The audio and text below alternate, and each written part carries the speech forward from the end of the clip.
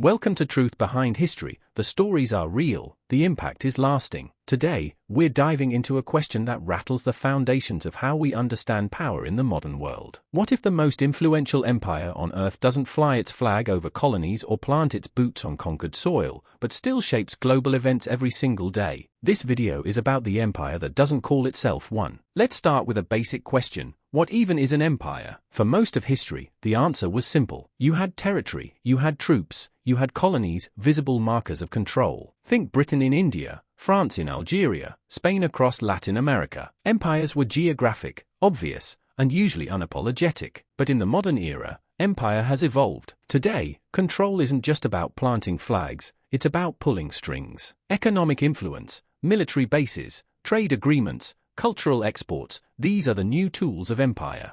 And no country has mastered this toolkit quite like the United States. After World War II, while other empires were crumbling, the US was rising. But instead of ruling directly over other nations, it cultivated what many now call client states. These aren't colonies in the traditional sense, they're nations that maintain the appearance of independence, but whose political or economic survival is tightly bound to US support, approval, or money. So here's our core inquiry for this episode. Can imperial power exist without territorial control? Can a nation project influence on a global scale, shape economies, sway governments, dictate cultural trends, without ever needing to formally annex a single square mile? That's what we're going to unpack in the slides ahead. From post-war economics to oil diplomacy, from Hollywood exports to foreign interventions, we're going to examine how the US has projected power across the world without always calling it what it is. Let's move forward and start with the foundation of it all as money.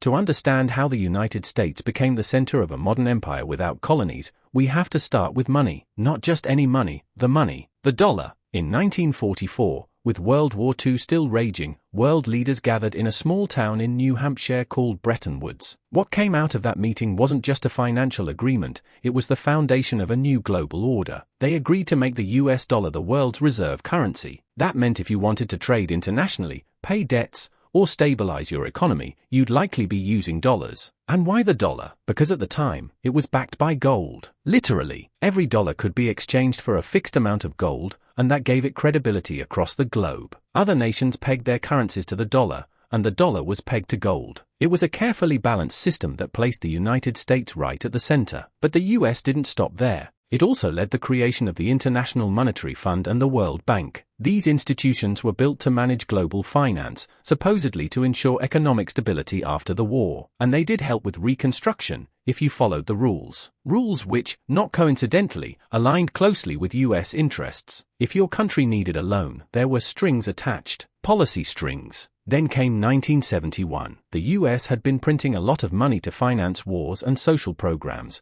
and foreign governments started asking for their gold. President Nixon responded by slamming the gold window shut. Overnight, dollars were no longer convertible to gold. The world shifted to fiat currency, money backed by nothing but trust. But that trust still pointed toward the dollar. This move marked a turning point. It cemented the US as the central bank of the world. Now, with no gold constraint, the dollar could be printed endlessly and still be accepted globally. That's power. And here's the real kicker. Having the world's reserve currency gives the US unique geopolitical leverage. Through seigniorage, basically the profit from printing money, and by controlling the flow of global debt, trade, and finance, the US gained a kind of invisible empire. One where control doesn't come from occupying land, but from dominating the system everyone else depends on. So the question becomes, if you control the money, do you need to control the land? Let's dig deeper, because money wasn't the only pillar. The next one is war, or more precisely, perpetual readiness for it.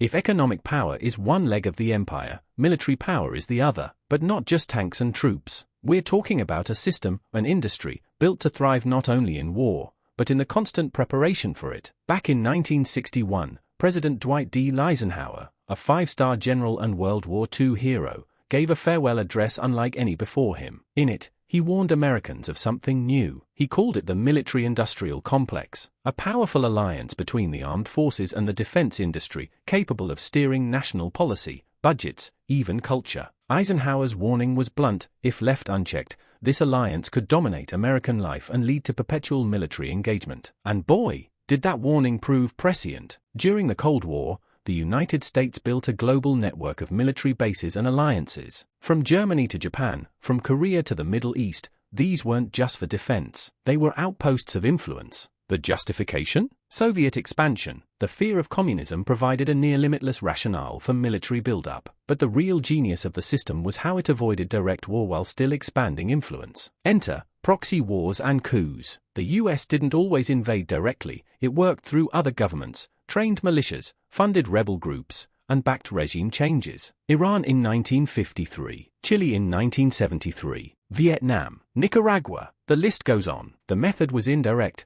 but the result was unmistakable: American strategic dominance. And this wasn't just about foreign policy, it had domestic benefits too. Military spending acted as economic stimulus. Huge defense budgets fueled American industries, created jobs, and drove technological innovation. In other words, war readiness became a business model. The incentives were baked in. So ask yourself, when a nation's economy is tied to its defense industry, what happens to its foreign policy? Can it afford peace? That's the paradox Eisenhower saw coming. When the machinery of empire runs on both money and militarism, it doesn't always need conquest, it just needs continuity. But military bases and weapons aren't the only tools of influence. Let's talk about debt.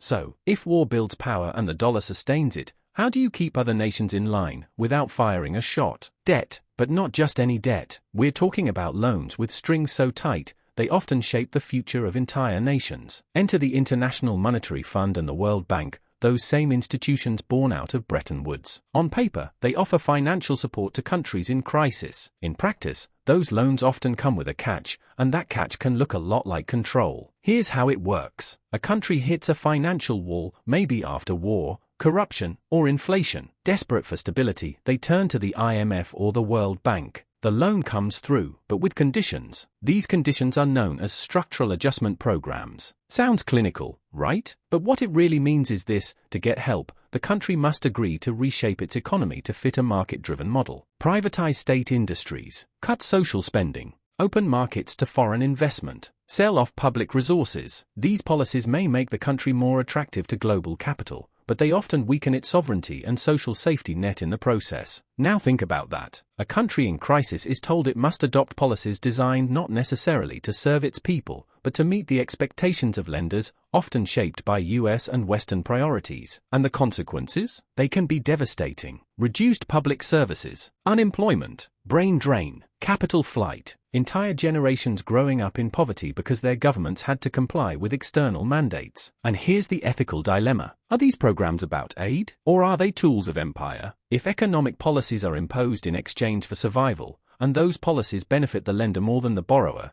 isn't that a kind of imperialism, just dressed in finance? It's a softer form of control. No troops, no tanks, no flags raised, just contracts, balance sheets, fine print. But debt isn't the only pressure point. There's another system that holds the global order together, and it runs on oil. Let's explore that next. If you want to understand modern empire, follow the oil, not just where it's drilled, but how it's sold. After the US went off the gold standard in 1971, the global financial system needed a new anchor. Something real, something everyone needed. That something was oil. Enter the petrodollar system. In the early 1970s, the US made a quiet deal with Saudi Arabia, the world's largest oil exporter. The agreement was simple but game-changing. Saudi oil would be priced and sold exclusively in US dollars. In return, the US would offer military protection and weapons deals to the Saudi regime. Soon, other oil-producing countries followed suit. And just like that, demand for the dollar was artificially sustained. If you wanted oil, you needed dollars. If you didn't have dollars, you had to earn them by exporting goods, selling labor, or taking on US-denominated debt. This created a cycle. The world needed dollars to buy oil. The US could print dollars at will, and oil-rich nations, flush with dollars, often reinvested their profits back into US assets, like treasury bonds and real estate. The money flowed in a circle, reinforcing American financial dominance without ever needing a single colony. But this arrangement wasn't just financial, it was enforced militarily. Think about what happens to countries that try to bypass the petrodollar. Saddam Hussein tried to sell oil in euros. Muammar Gaddafi proposed a gold-backed African currency. Both leaders ended up overthrown, their countries devastated. Coincidence? Maybe. But when leaders challenge the currency system that underpins global energy trade, history shows the response can be swift and brutal. This is how the US came to control the most vital resource on Earth, without drilling a drop. Not by colonizing oil-rich nations, but by controlling the currency those nations must use. It's economic leverage backed by military might. So ask yourself, if you can control what people must use to access energy, do you need to control the land itself? And yet, influence doesn't stop at oil. It flows into hearts, minds, and screens. Next, we turn to a quieter form of empire, cultural power.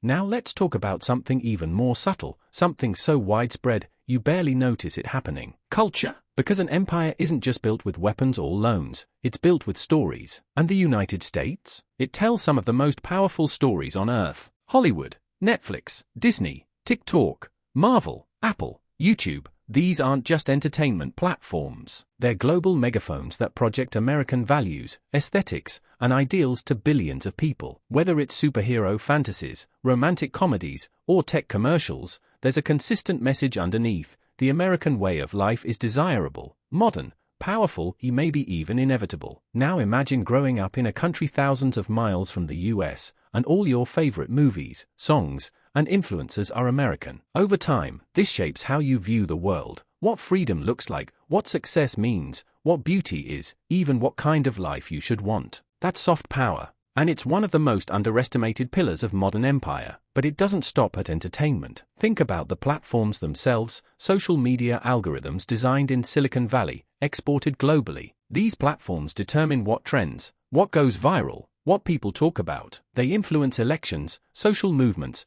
and even revolutions, all through invisible code and carefully designed feeds. And then there's the English language. As the global language of business, science, and media, it reinforces US dominance in education and international discourse. If you want access to global opportunity, you often need to speak the language of the empire. So while bonds and banks get the headlines, culture does the quiet work of assimilation, not through force, but through familiarity. People willingly adopt the customs of the empire because they believe it offers a better future. But there's a twist. Culture can look harmless. It can feel liberating. Yet when one nation's narrative dominates the global imagination, it leaves little room for alternatives. So we've seen the dollar, the military, the debt, the oil, and now the stories. But what does this all look like in practice? Let's zoom in on a real-world case, the Philippines. Let's take all the pieces we've discussed so far, economic leverage, military power, cultural influence, and watch how they play out in one nation's history. The Philippines. This Southeast Asian archipelago offers one of the clearest examples of how the US shifted from colonial ruler to behind-the-scenes influencer. It starts in 1898. The US defeats Spain in the Spanish-American War and takes over the Philippines as a colony. What follows is years of bloody resistance by Filipino revolutionaries and brutal suppression by American forces. The US eventually grants independence in 1946, but let's look closer at what that really meant. Yes, the Philippines became a sovereign state on paper. But the influence didn't end, it just changed form. For starters, the US retained military bases, massive ones, like Clark Air Base and Subic Bay Naval Base. These weren't symbolic, they were strategic hubs during the Cold War, used to project power throughout Asia, technically on Filipino soil, but under American control, and that shaped everything from defense policy to foreign relations. Next came economics. The US remained the Philippines' top trade partner for decades. American corporations operated freely, US aid and loans poured in, but often with conditions attached. Sound familiar?